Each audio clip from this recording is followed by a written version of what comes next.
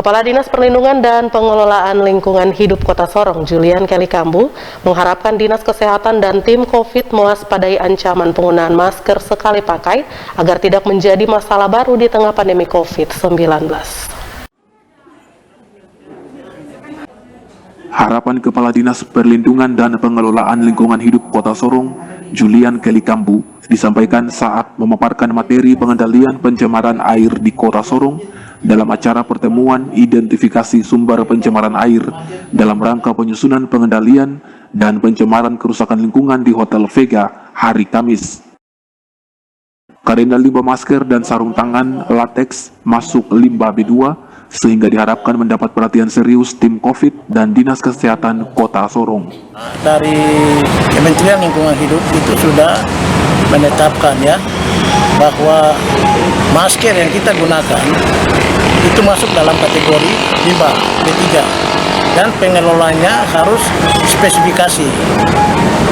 Kita pengelolaan maskernya harus sendiri, habis pakai harus buang pada tempatnya, dan mungkin di sini masker ini dibuang seenaknya, dianggap sebagai puntung rokok, dibuang begitu, padahal sangat berbahaya.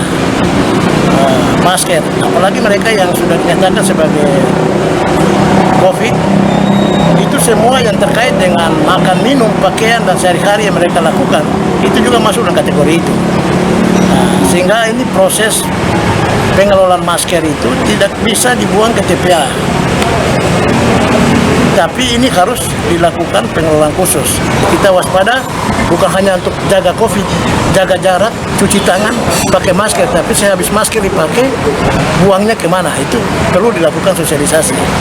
Dari Dinas Kesehatan kami berharap ada kerjasama juga untuk melakukan sosialisasi itu.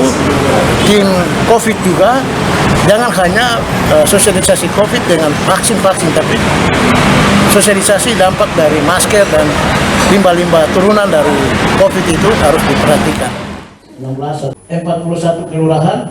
Pertemuan identifikasi sumber pencemaran air dalam rangka penyusunan rencana pengendalian dan pencemaran kerusakan lingkungan yang dihadiri Dinas Lingkungan Hidup dan Pertanian, serta Dinas Kesehatan dan Dinas Perhubungan Kota dan Kabupaten Sorong, serta Sorong Selatan, yang dilaksanakan Pusat Pengendalian Pembangunan Ekoregional Papua Barat di Biak, mengusulkan sejumlah solusi pencegahan dampak kerusakan lingkungan. Tim Liputan CWM Channel.